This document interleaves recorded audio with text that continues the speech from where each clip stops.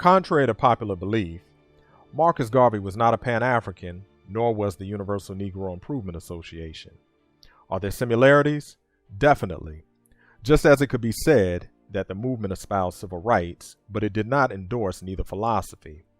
Marcus Garvey and the UNIA was birthed out of the great tradition of African nationality, also known as Black nationalism, along with its mighty forebearers, such as Paul Cuffey, Richard Allen, Martin Delany, Robert Campbell, Edward Blyden, and Henry Highland Garnett, to name a few. Traditionally, the UNIA had more in common with Martin Delany's National Immigration Convention and the Colored National Immigration and Commercial Association, founded by Bishop Henry McNeill Turner, who advocated immigration to Liberia, and the purchase of ships versus the Pan-African Association, founded by Henry Sylvester Williams, which called for biennial meetings at its first and only conference in the year of 1900. African nationalism predates Pan-Africanism more than a century.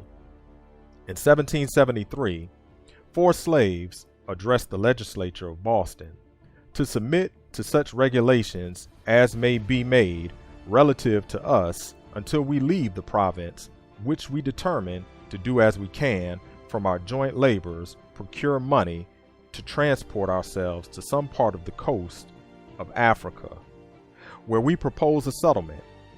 In 1787, a group of 80 blacks from Boston petitioned the legislature to resettle them in Africa.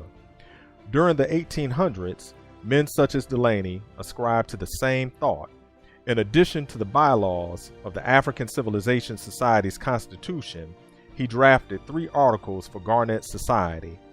In the second article, he wrote, "The basis of the society and ulterior objects in encouraging immigration shall be self-reliance and self-government on the principle of an African nationality, the African race being the ruling element of the nation, controlling and directing their own affairs."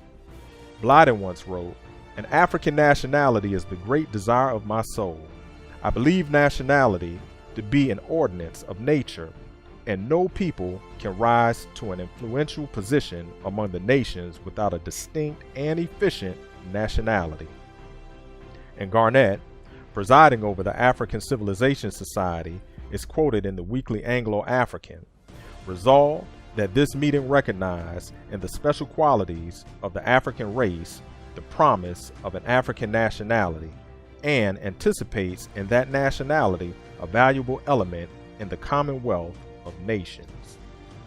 Marcus Garvey, too, would arrive at this conclusion and state in 1924 that it is clear that the question of African nationality is not a far-fetched one, but is as reasonable and feasible as the idea of an American nationality. To further illustrate the point, the slogan, "Africa for the Africans," echoed by Garvey, can be traced to Martin Delany in his official report of the Niger Valley. "Our policy must be, and I hazard nothing in promulgating it, nay, without this design and feeling, there would be a great deficiency of self-respect, pride of race, and love of country, and we might never expect to challenge the respect of nations. Africa for the African race and black men to rule them. By black men I mean men of African descent who claim an identity with the race. With such prospects as these, with such a people as the Yoruba, and others of the best type, as a constituent industrial, social, and political element upon which to establish a national edifice, what is there to prevent success? Nothing in the world." Garvey would later add, "those at home and those abroad."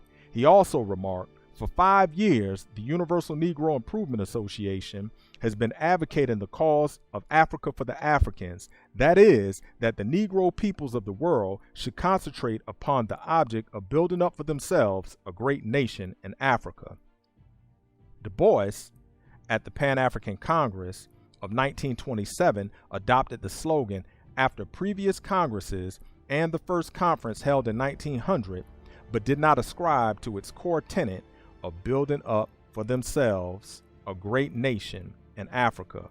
This would mark the beginning of the confusion between the two philosophies and terms, Black nationalism and Pan-Africanism. being used interchangeably. Despite the UNIA's drafted and unanimous resolution passed against Du Bois in the Pan-African Congress in 1921 at the Second International Negro Peoples of the World Convention, by this time, Garvey was serving a sentence on trumped-up charges in just a few months before being deported.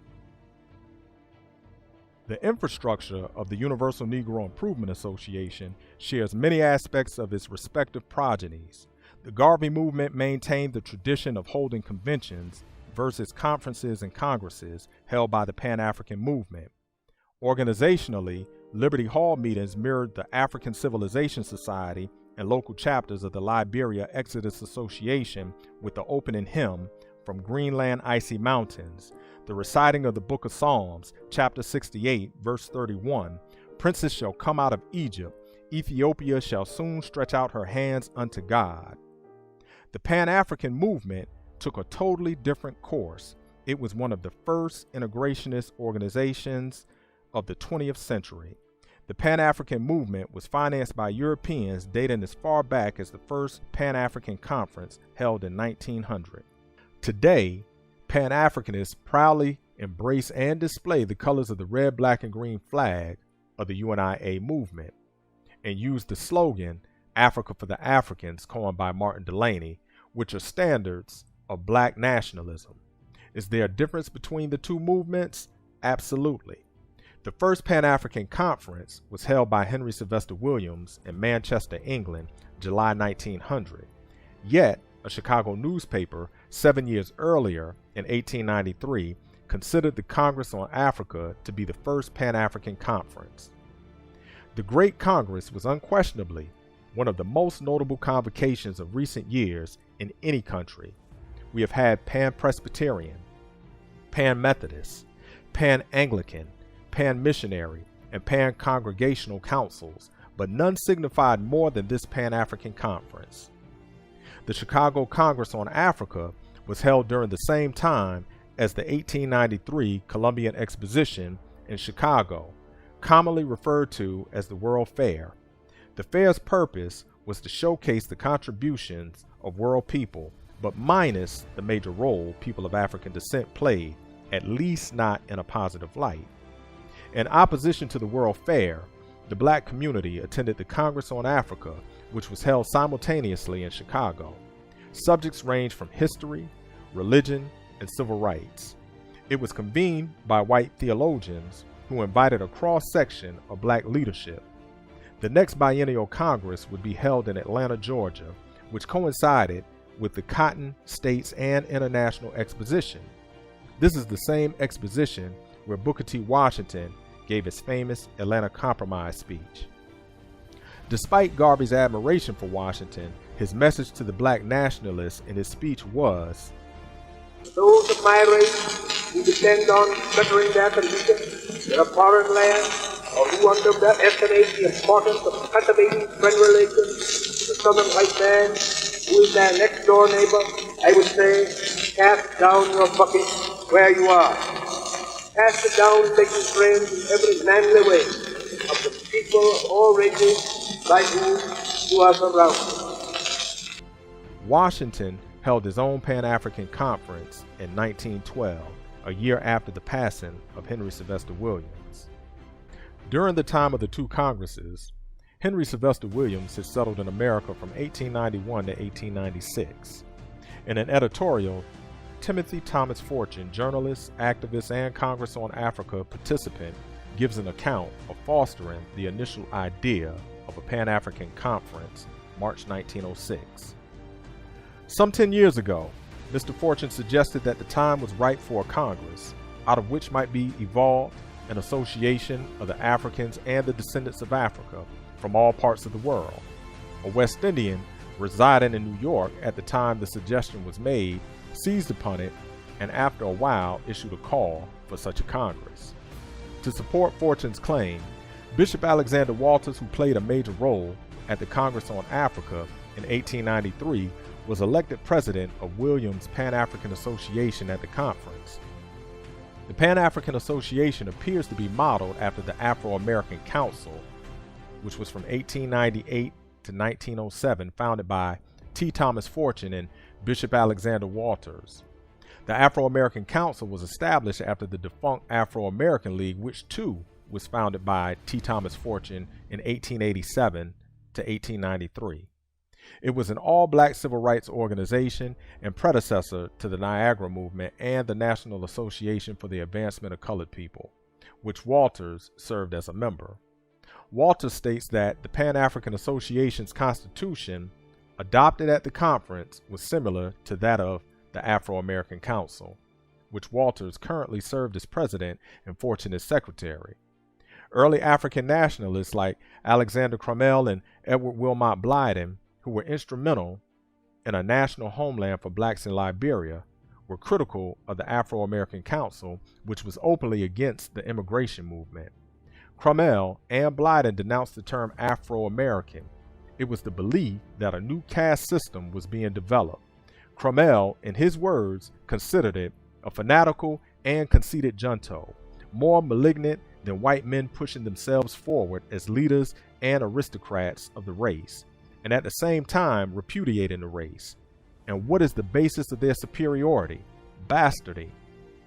Equally unimpressed and more direct, Blyden compliments Crummell's disdain by adding, its real aim is to secure organizations in which lazy and ambitious mulattoes may obtain easy positions of influence and emolument, and also to gather together a crowd of mulattoes who will assume to represent the colored people of the African question. Crummell, who had attended the Congress on Africa in 1895, died 2 years before the Pan-African Conference, and Blyden, who made a submission to the Congress on Africa, did not attend the Pan-African Conference for obvious reasons.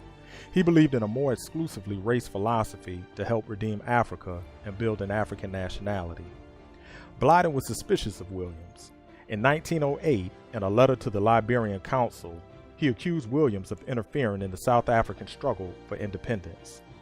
A more contemporary nationalist view on the matter comes by way of Marcus Garvey, who, in his article, An Expose of the Caste System Among Negro States, in New York, Boston, Washington, and Detroit, Garvey further discovered the activities of the Blue Vein Society and the Colonial Club. The West Indian Lights formed the Colonial Club, and the American Lights formed the Blue Vein Society.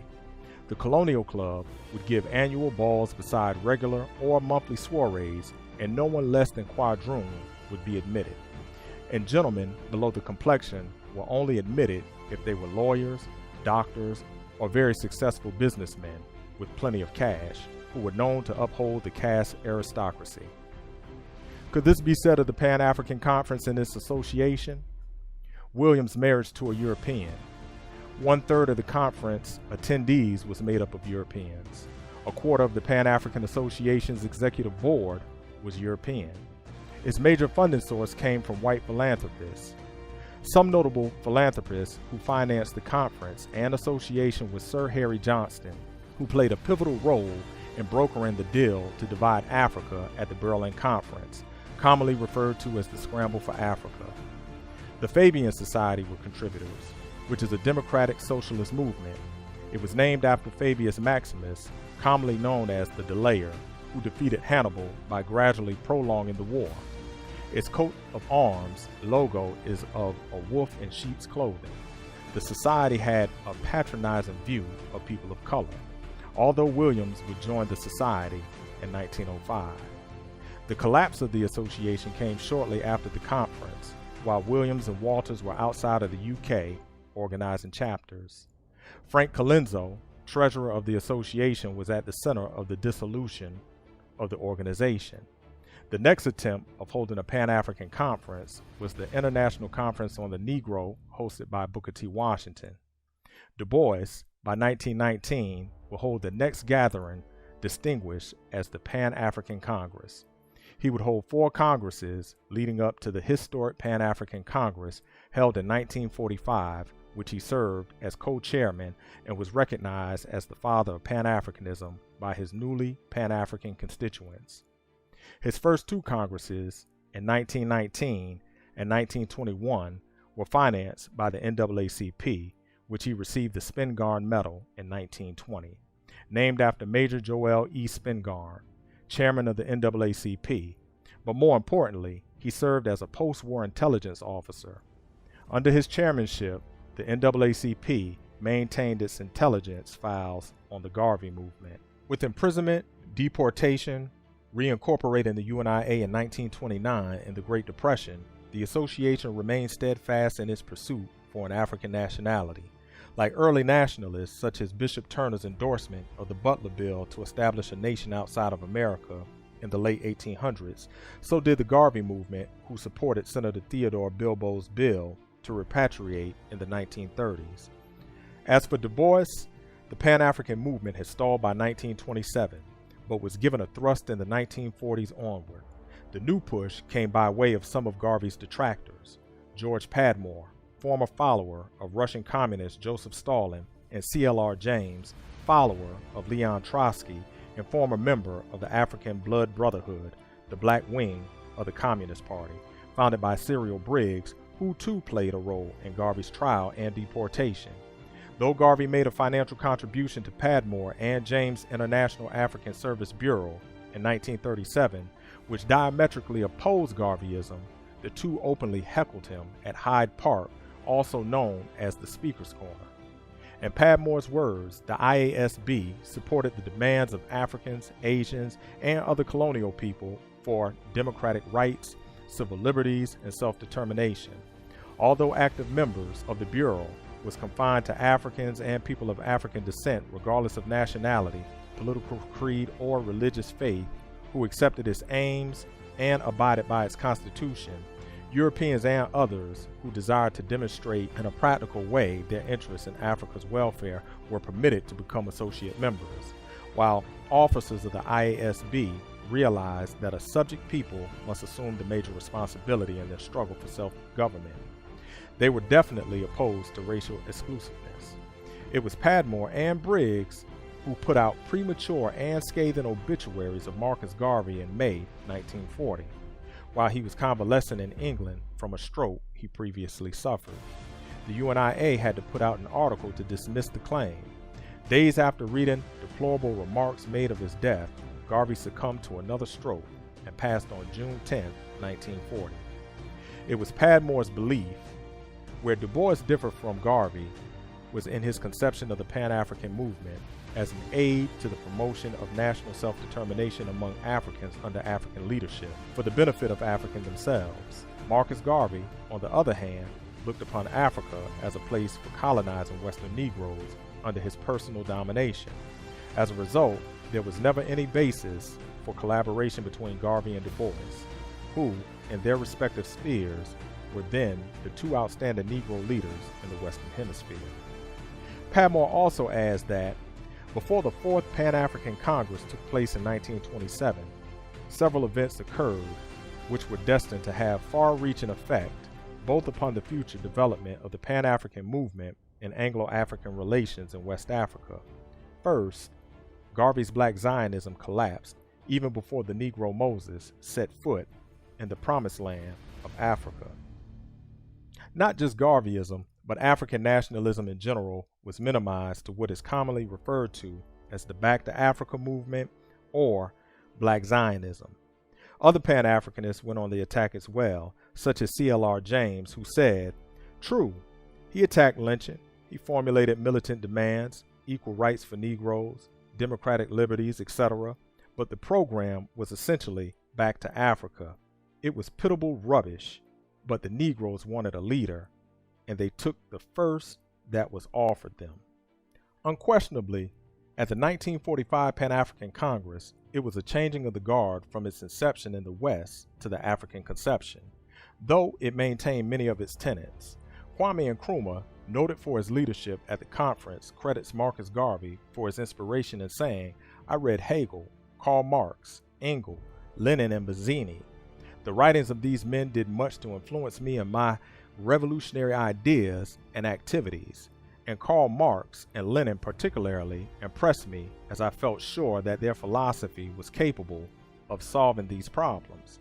But I think of all the literature that I studied, the book that did more than any other to fire my enthusiasm was Philosophy and Opinions of Marcus Garvey, published in 1923. Yet it appears as if he had great admiration for Garvey. In his assessment, he was just as critical as Du Bois, Padmore, and James. Nkrumah remarked, like Garveyism, the first four conferences were not born of indigenous African consciousness. Garvey's ideology was concerned with black nationalism as opposed to African nationalism and brought about the awakening of African political consciousness. Nkrumah and the Congress's aversion of African nationalism differed from the forebearers of African nationalism. At the Congress of 1945, he explains African nationalism, a revolt by African nationalism against colonialism, racialism, and imperialism in Africa, and it adopted Marxist socialism as its philosophy. He further states that this is where Pan-African nationalism was formulated. To further delineate his stance concerning Garvey and delivering a speech in Liberia, years prior to where the UNIA had intended to move its headquarters and develop settlements, he states, "I was getting into my stride and receiving as much encouragement from the enthusiastic crowd as I did from my own people at the arena in Accra. Africa for the Africans, I cried. Africa for the Africans, but not the kind of philosophy that of Marcus Garvey preached. No, we are bringing into being another Africa for the Africans with a different concept, and that concept is what?" I paused for a moment. "A free and independent state in Africa. We want to be able to govern ourselves in this country of ours without outside interference, and we are going to see that it is done." My words were lost in a roar of acclamation, and it was several minutes before it was quiet enough for me to proceed. This concept of African nationalism and Africa for the African became exclusively continental versus universal. To further illustrate the point, Kwame Ture, formerly known as Stokely Carmichael of SNCC and the Black Panther Party, shares his discussion on the matter with Nkrumah as he attempts to organize the All-African People's Party on behalf of Nkrumah. "You've clearly outlined the objective and process here for us. But Africa for Africans? We are Africans, sir. How can you prohibit us from joining the party?"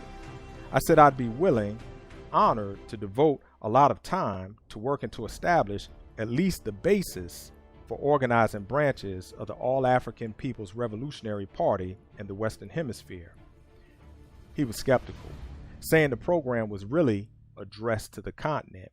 He hadn't really been thinking of the diaspora as part of the party. Ture further goes on to say, "Wouldn't that be a great historical injustice?" Then I played back everything we talked about concerning the interrelatedness of the black struggle. Long silence. He looked at me intently. Then he smiled. "All right, I'll give you the permission/mission to begin organizing the basis for the All-African People's Revolutionary Party among our people in the diaspora. And so I have tried to do so." It was not until 1958, 18 years after Garvey's passing at the All-African People's Conference held in Accra, Ghana, that he was accorded the Pan-African moniker. At the conference, Dr. R. Nkomo Duchesne, in his For a Pan-African Federation, wrote, "Though Garvey never used the term Pan-Africa, he planned and labored to establish a Pan-African nation." This, along with other writings, would further distort Garvey's life works and the ideology of black nationalism. Notable activists and scholars would begin to echo this as well. An example of this comes by way of Malcolm X during his trip to Ghana after departing from the Nation of Islam. He states, "I used to define black nationalism as the idea that the black man should control the economy of his community, the politics of his community, and so forth. But when I was in Africa in May, in Ghana, I was speaking with the Algerian ambassador, who is extremely militant and is a revolutionary in the true sense of the word, and has his credentials as such for having carried on a successful revolution against oppression in his own country. When I told him that my political, social, and economic philosophy was black nationalism, he asked me very frankly, well, where did that leave him?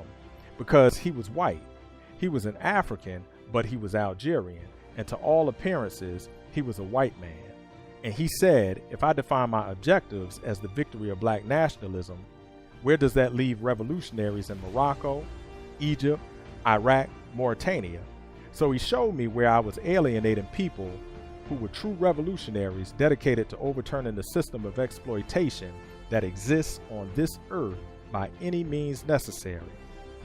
Afterwards, Malcolm X, in referring to Garvey, would say it was Marcus Garvey's philosophy of Pan-Africanism that initiated the entire freedom movement that brought about independence of the African nations. Dr. Clark, in the documentary A Great and Mighty Walk, stated the ultimate Pan-African was the Jamaican Marcus Garvey. Further examination of the Pan-African movement, we see noted Pan-African nationalists married outside of their esteemed race, such as George Padmore, C.L.R. James, Kwame Nkrumah, Jomo Kenyatta, and Leopold Senghor, which is a direct contradiction to the principles of black nationalism. The latter three would become the first presidents of their respective countries and their wives, first ladies, with exception to Kenyatta, who remarried. After the Fifth Pan-African Congress, the term over the years took on a new nuance, usurping black nationalism and overshadowing its core values and beliefs. Scholars, black and white, have distinguished the two ideologies under Pan-Africanism by using an upper and lowercase p to denote formal and informal Pan-Africanism. It has been elected to use an uppercase p when referring to the first conference and congresses from 1900 to 1945. A lowercase p is used when referring to nationalists prior to this period and those who are not cut from the cloth of Williams per se. Another major factor that further distinguishes the two ideologies is Pan-African nationalism's adoption of Marxism, which was formulated by Karl Marx and Friedrich Engels, two known racists.